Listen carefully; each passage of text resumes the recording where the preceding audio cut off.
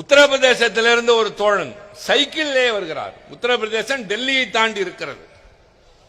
சைக்கிளே அங்கிருந்து வருகிற தோழனை பார்த்து, என்னையா சைக்கிள் இங்கு இது ரெண்டு சொல்கிறார். ஒன்று, இந்த சைக்கிள் தான் எனக்கு இருக்கிற ஒரே சொத்து. இரண்டாவது, தமிழ்நாட்டுக்கு வந்தால் உடனே வேலை கிடைக்கிறது, வேலைக்கு சம்பளம் கிடைக்கிறது, வேலை பார்க்கிற இடத்தில் சோறு போடுறாங்க, இந்த பணத்தை அப்படியே குடும்பத்திற்கு அனுப்பி விடுகிறேன். அடுத்து சேர்த்து சொல்கிறார், அதுதான் ரொம்ப முக்கியம். தமிழ்நாட்டினுடைய பண்புக்கு உதாரணம். நான் ஒரு நாள் சாலையில் நடந்து போய் கொண்டிருந்தேன். நான் மொழி தெரியாத வடமாநிலத்தை சார்ந்தவன் என்று தெரியாத ஒரு பெண் எதிரே வந்தவர் என்னை பார்த்து, அண்ணா இந்த சாலை அந்த இடத்துக்கு போகுமா என்று கேட்டார். எனக்கு பதில் சொல்ல தெரியவில்லை என்பதல்ல, நான் ரொம்பவும் நெகிழ்ந்து போய் நின்றேன்.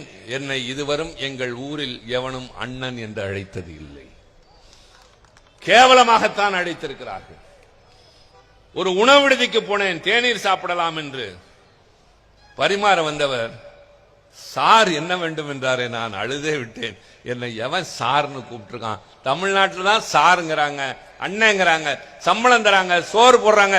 இதை விட சிறந்த இடம் எங்க இருக்கிறது என்று வடக்கே இருந்து வருகிறவன் சொல்கிறான். ஆக எங்களுக்கு பாகுபாடு இல்லை, வேறுபாடு இல்லை, இவர் அவர் என்று இல்லை.